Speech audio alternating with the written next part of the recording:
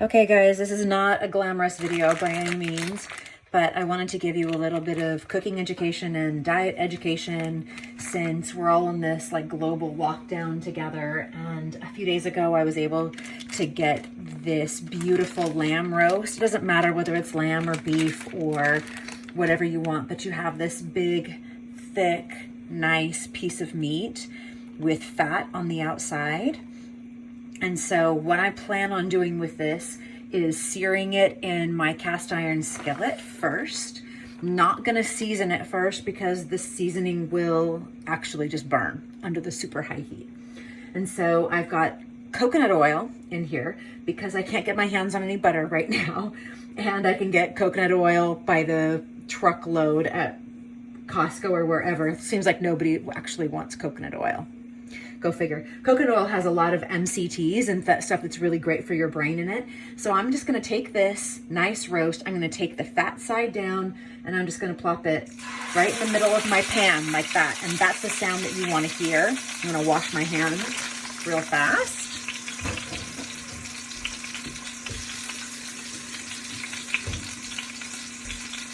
That's the sound that you wanna hear. So you need it to be high enough heat in the beginning so that you hear that sizzle.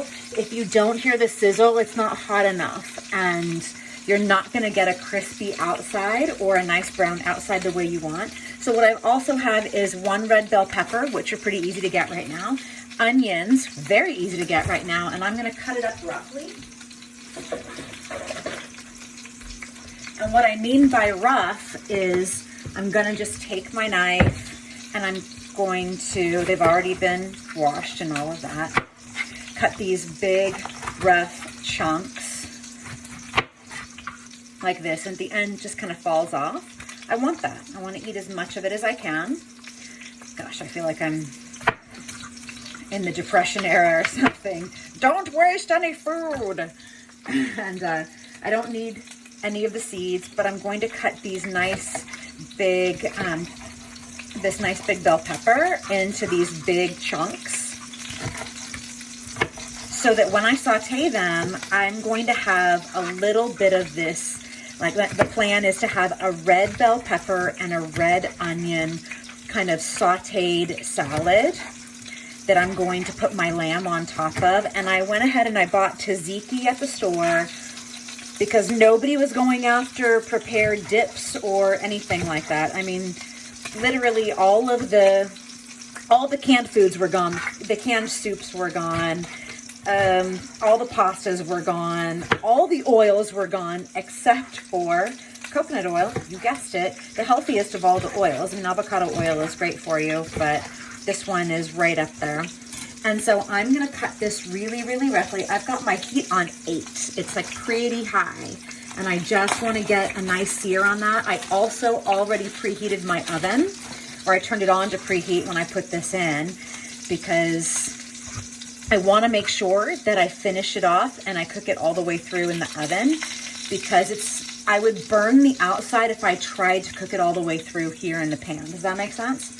You guys, I'm making this stuff up as I go along. This is not any kind of special training or anything like that. I'm literally just, I'm just a cook.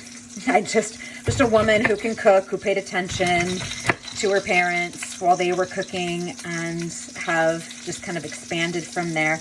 What I did with my onion, by the way, is I cut it, if you can see at the bottom of the screen, I cut it into strips, but I left the tail part on so it holds onto the end of my onion for me. And it makes it easier to cut into chunks without slicing myself. And now that I stopped myself, it's giving me trouble again. But it does hold the onion together and all that for me. Makes it a little bit easier to cut. So for all of you out there who are not as familiar with how to maneuver a knife, so now I've got these nice pieces of onion that are roughly the same size as my pieces of red bell pepper. And that's what I want, because onions and bell pepper cook at about the same rate. While I did that, I'm going to flip this on its side, what you'll notice is this is the brown that I just got. So it's beautiful.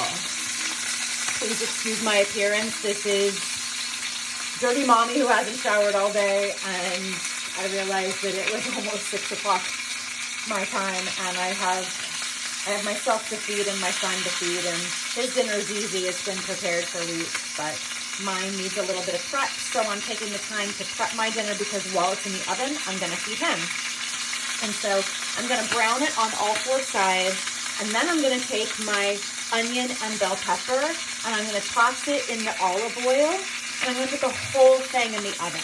So my literal time with this meal, and here's the side that I'm searing as I'm talking to you. Keep your face away from it so you don't get oil splashed in your face.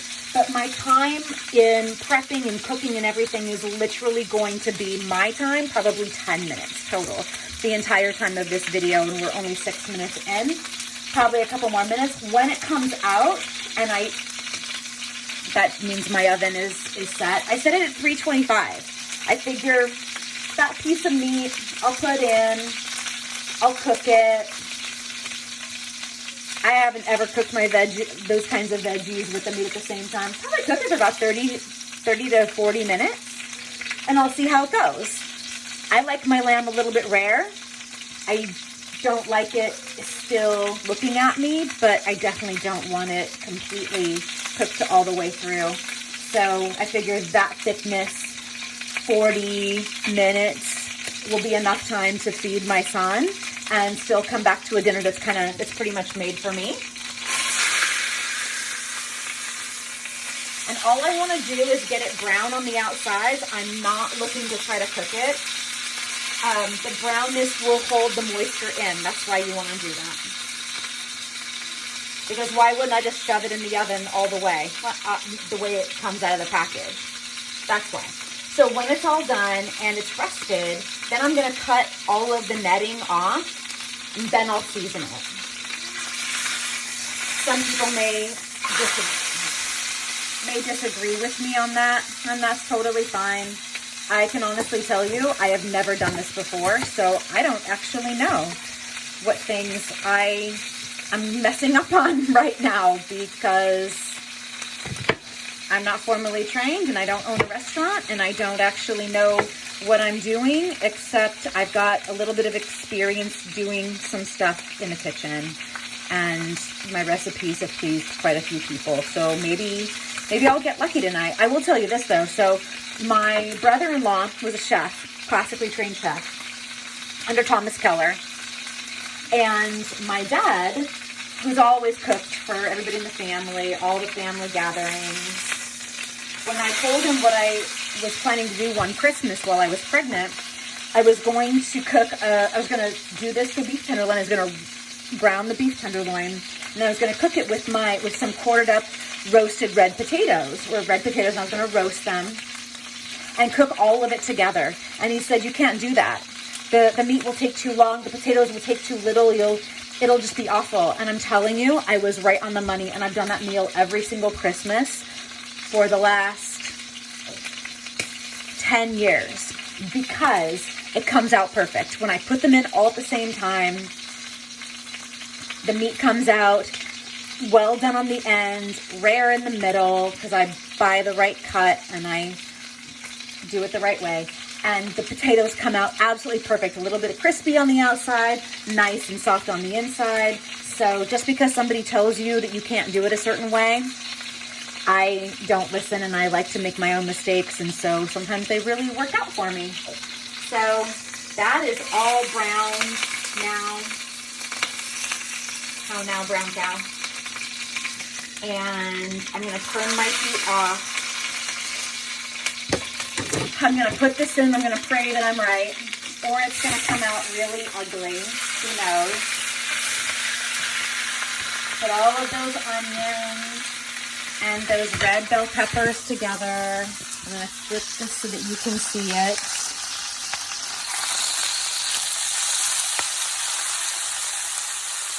Oh, that one has a sticker on it.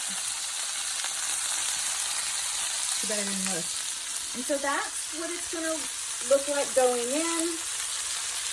And I'll show you what it looks like coming out. Okay, everyone, all the cooking is done, and now I'm going to plate I'm going to use this garlic spread that I got from Trader Joe's to put my meat on top of. And that goes down on my plate first because lamb wouldn't be complete without a ton of garlic. I had to cook it a little bit longer than usual, and I love my meat a little bit more rare than most people. So it's looking like this, nice and rare. And then I'm going to show you right here. That's just my taste. That doesn't have anything to do with nutritional value or anything else. And then my veggies came out perfect. I put a little bit of salt on them. I'm going to put them alongside my meat here. One of the things that I decided to pull out of my cupboard is a little bit of masala, because I love lamb, and tzatziki and masala masala spice go really, really well together. I already put my tzatziki into a small dish so I could dip it in, and voila. So I poured out a little bit of Cabernet that I had, and now I want to try my little concoction, and I'm going to try it for you for the first time because I don't actually know how it's going to turn out, but I have my thoughts, and so here we go. You guys got to experience this for the first time right along with me.